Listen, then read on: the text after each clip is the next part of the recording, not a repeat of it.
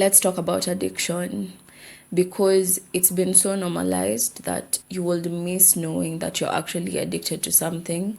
You can be addicted to various things. It doesn't have to be drugs and alcohol. You can be addicted to sex, to video games, to your phone, to eating. It depends.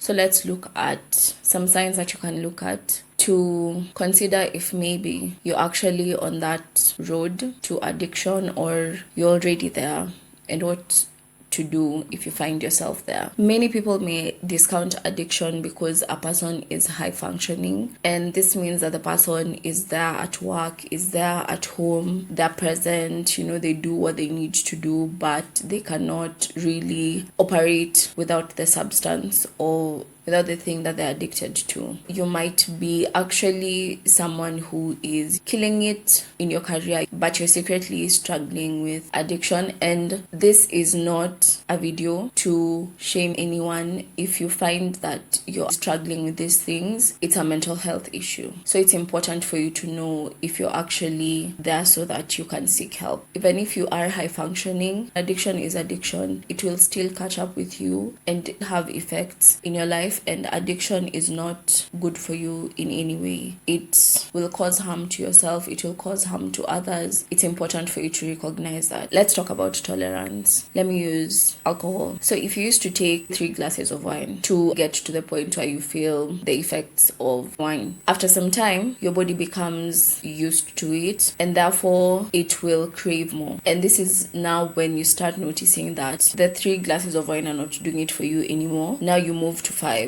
And after some time, you move to 6 and to 7 and to 10. You increase it as you go so that you can achieve the same effect that you are achieving with the 3 glasses of wine. Let's say you're addicted to sex and you used to have sex once a night with one person. And then it gets to a point where, to satisfy the craving that you have inside of you, you increase that. So you seek out more people. So you can go from 1 to 2 to 3 and keep on increasing so that you can experience the same effect.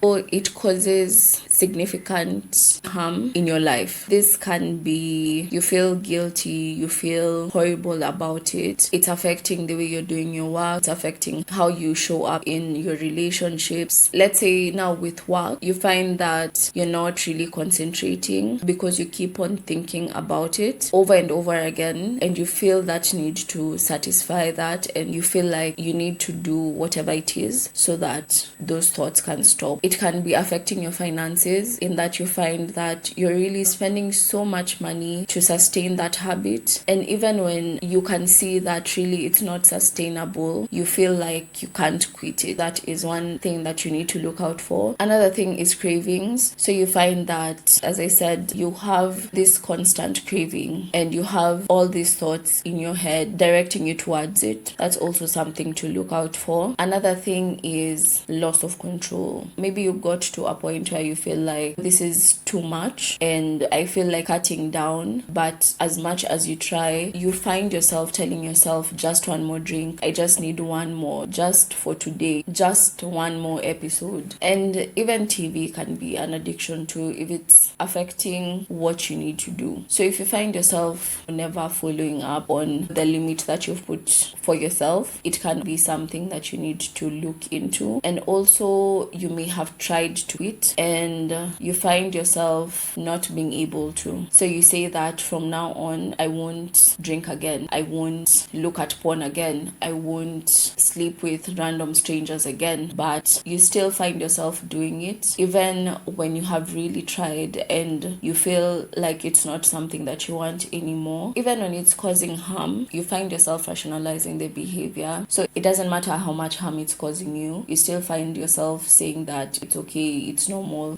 people do this, it's not a big deal. And I have to say, addiction is really not anything small. Do you experience withdrawal when you do not satisfy the craving? cravings. So this can be in form of physical things like vomiting, shaking, feeling cold, and everything. Like you're just being agitated, like you're just not okay because you have not indulged, feeling anxious, feeling low. Something to also look for is, are you cutting down on social or recreational or even occupational stuff so that you can focus on this thing? Because you end up prioritizing this one thing, you end up spending so much time getting it, indulging in it, and also recovering from it. So a lot of time is really taken from all these other things so that you can focus on that. You find yourself still using it even when it's clearly dangerous for you. You may have injured yourself really badly because maybe of drug use, but you still go back to it. You can't remember what happened during that place. And I know blackouts are really normalized, but they're really not good for you. It's not funny to